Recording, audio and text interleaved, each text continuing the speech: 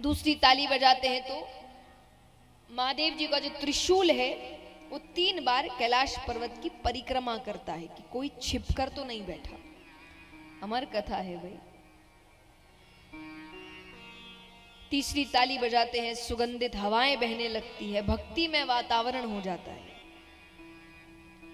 अब भोले बाबा कहते हैं पार्वती जी से कि एक बात और, इस कथा में निद्रा रानी भक्त की परीक्षा लेने आती है। निद्रा रानी यानी नींद। तो आप ध्यान से सुनिएगा, अगर ध्यान भटका तो वो अपनी गोद में ले लेगी। माता ने कहा मैं बिल्कुल ध्यान से सुनूंगी। फिर भी भोले बाबा कहते सुरक्षा के लिए, क्योंकि हो सकता है कथा करते करते मैं ही नेत्र बंद कर लूं, तो आप हर थोड़ी देर में स्वामी कहते रहिएगा। मेरे कानों में आवाज आएगी तो मुझे समझ आ जाएगा कि आप सुन रही हैं। माता ने कहा ठीक है। अब जिस पेड़ के नीचे बैठे हैं उस पेड़ पर एक सूवे का अंडा पड़ा है। सूवा यानी तोता। सूवा यानी तोता, उसका अंडा पड़ा है। वो उसी वक्त फूटता है, उसमें से एक शूक बालक निकलता है। वो भी बैठकर चुपचाप कथा सुन रहा है। थोड़ी देर तो माता ने कथा सुनी, थोड़ी देर बाद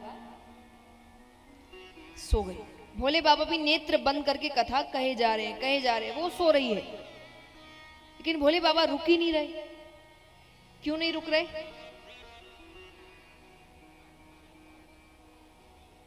तोते का ये स्वभाव होता है, अगर वो कोई शब्द बार बार सुन ले तो उसे दोहराने लगता है।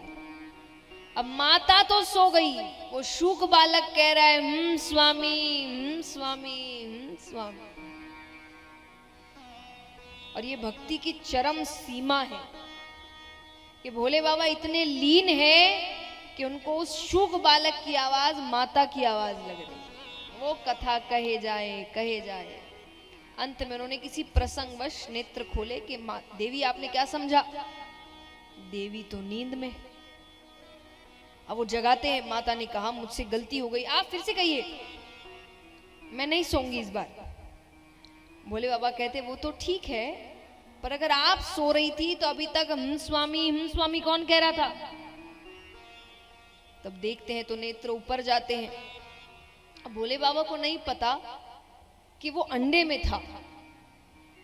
भोले बाबा को लग रहा है इसने चोरी से कथा सुनी है, उनको क्रोध आ रहा है।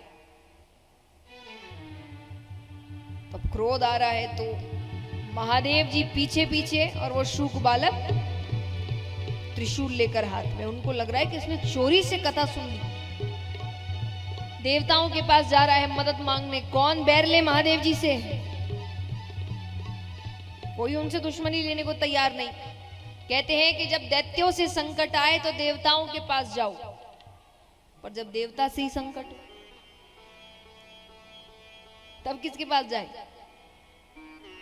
तब ब्राह्मण देवता के पास जाओ। अच्छा, ब्राह्मण देवता मतलब ब्राह्मण नहीं, ब्राह्मण कुल में जन्म ले लेने से देवता नहीं बन जाते।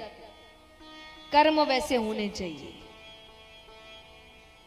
आपके अगर कर्म वैसे होंगे तब जाकर आप ब्राह्मण देवता कहलाते हैं। लेकिन अगर है तो आपकी बात भगवान भी सुनते हैं। तो वेदव्यास जी के घर पर आते हैं।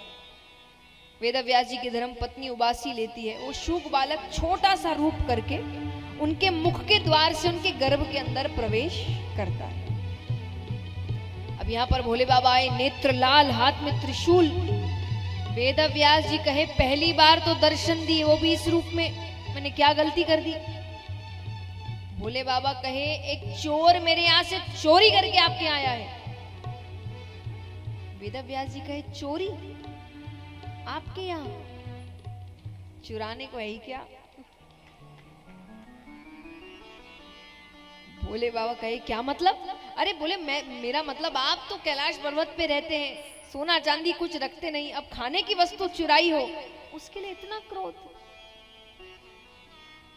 भोले बाबा ने कहा उसने मेरी अमर कथा चोरी से सुनी है, मैं उसे मृत्यु दंड देकर रहूंगा। वेदव्यास जी कहे सही नाम है आपका भोले भंडारी। क्यों? बोले अगर उसने अमर कथा सुन ली वो तो अमर हो गया, आप उसे मार ही नहीं सकते। और अगर मान लीजिए आप महाकाल है, सर्वशक्तिमान है, आप उसे मार दे तो आपकी अमर कथा झूठी हो गई। इसीलिए कहते क्रोध नहीं करना चाहिए। क्रोध में सोचने समझने की शक्ति खत्म हो जाती है।